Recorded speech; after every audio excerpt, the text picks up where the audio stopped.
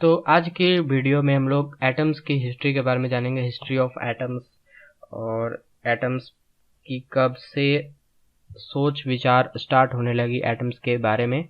और इंडिया में एटम्स के स्टार्ट मतलब एटम्स के ऊपर रिसर्च स्टार्ट हो गया था 500 बीसी पहले। 500 बीसी पहले हुई हो गया था, इस पे चर्चा होने लगी थी कि मैटर को कैसे डिवाइड करना है, वो तो हम लोग आगे जानेंगे ही। तो इंडियन फिलोसफर्स और फिर हम लोग ग्रीक फिलोसफर्स दोनों के हम लोग स्टेटमेंट्स देखेंगे, दोनों के पोस्टुलेट देखेंगे, उन्होंने क्या क्या कहा इन मैटर्स के बारे में। तो सबसे पहले हम लोग इंडियन फिलोसफर्स महर्षि कन्नड या फिर कानंद आप बोल सकते हैं, कानंद।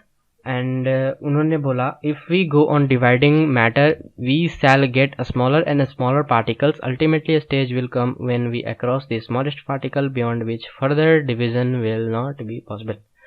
तो महर्षि कन्नड ने कहा, अगर हम लोग मैटर को डिवाइड करने पर चले जाएं, मैटर को डिवाइड करते जाएं डिवाइड, तो हम लोग छोटे छोटे पार्टिकल्स मिलते जाएंगे, हमें छोटे छोटे पार्टिकल्स मिलते जाएंगे अगर हम लोग मैटर को और डिवाइड करते जाएं। तो एक स्टेज ऐसा भी आएगा जिस स्टेप के बाद हम लोग नहीं कर सकते हैं और उसको डिवाइड नहीं कर पाएंगे, वही हमारा लास्ट हो जाएगा। फिर हम उसके बाद डिवाइड नहीं कर पाएंगे।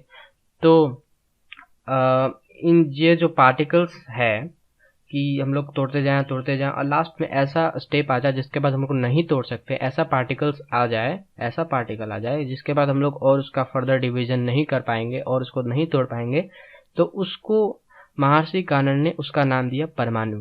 ठीक है, परमाणु, उनका नाम क्या दिया? परमाणु दिया। और वहीं पे दूसरे इंडियन फिलोसफर्स थे, उन्होंने पकुधा, यानी दूसरे फिलोसफर्स का नाम है पकुधा कत्यायमा। उन्होंने कहा, these particles normally exist in combined form which gives us various forms of matter। तो पकुधा कत्यामा कहते हैं कि ये जो पार्टिकल्स हैं ये कंबाइंड फॉर्म में मिलते हैं, यानी कंबाइंड। अब देखिए, कोई भी चीज कंबाइंड फॉर्म में होगा तो उसको डिवाइड कर करके हम लोग उसको छोटा पार्टिकल्स, बिल्कुल इसी तरह के आइडियोलॉजी पे उन्होंने कहा कि ये जो पार्टिकल्स हैं वो कंबाइंड फॉर्म पे मिलते हैं, जो हमें अलग अलग प्रकार, अलग अलग फॉर्म्स ऑफ मैटर देते हैं। ठीक है, जैसे सॉलिड हो गया, लिक्विड हो गया, गैस हो गया। तो उन्होंने कहा कि ये जो पार्टिकल्स हैं ये नॉर्मली एग्जिस्ट हैं कंबाइंड फॉर्म में, यानी हमेशा कंबाइंड फॉर्म में एग्जिस्ट हैं। अब उस समय जैसे आप लोग को अभी बड़े चीज को तोड़ते जाएं तो बड़ा ही चीज से तो टूटा, इसीलिए उन लोग कहा कि कंबाइंड फॉर्म में ये पार्टिकल्स होते हैं। और ये पार्टिकल्स का नाम क्या है? परमाणु। परमाणु का नाम किसने दिया? महर्षि कन्नड ने। ठीक है, अब हम लोग ग्रीक फिलोसफर्स भी जानेंगे, ग्रीक फिलोसफर्स के बारे में। तो एंशिएंट ग्रीक फिलोसफर, जो पहले के ग्रीक फिलोसफर थे, उनके बारे में। तो हमारे ग्रीक फिलोसफर जो पहले के फिलोसफर थे वो थे डेमोक्राइटस और ल्यूसिपस।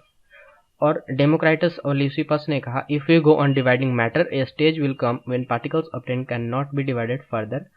तो इन्होंने भी कुछ वैसा ही कहा जैसा कि महात्मा ऋषि कन्नड ने कहा था, if we go on dividing matter, अगर हम लोग किसी भी मैटर को डिवाइडिंग पे चले जाएं, उसका टुकड़ा करने पे चले जाएं, उसको करते जाएं, तो एक स्टेज ऐसा आएगा जब वो पार्टिकल, जो हमें पार्टिकल मिला, वो और डिवाइड नहीं हो सकता। ये पार्टिकल्स हम लोग जब उसको डिवाइड करेंगे तो stage will come when particles obtain can not be divided further. जब हम लोग और डिवाइड करते जाएंगे तो जो हमें अंत में एक पार्टिकल मिलेगा उसका और डिवाइड, उसका और टुकड़ा हम लोग नहीं कर सकते।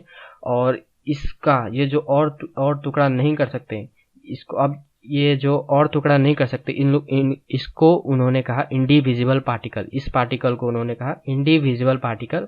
और ये डेमोक्राइटस जो थे वो इंडिविजिबल पार्टिकल को एटम कहे। यही जो हमारा लास्ट में जो पार्टिकल बचा उसको इंडिविजिबल पार्टिकल कहेंगे। इंडिविजिबल क्यों? क्योंकि इंडिविजिबल का ही मतलब होता है और आगे डिवाइड ना होना, इसलिए उन्होंने कहा इंडिविजिबल पार्टिकल। और इंडिविजिबल पार्टिकल को उन्होंने नाम दिया एटम। और एटम का भी मतलब इंडिविजिबल ही होता है।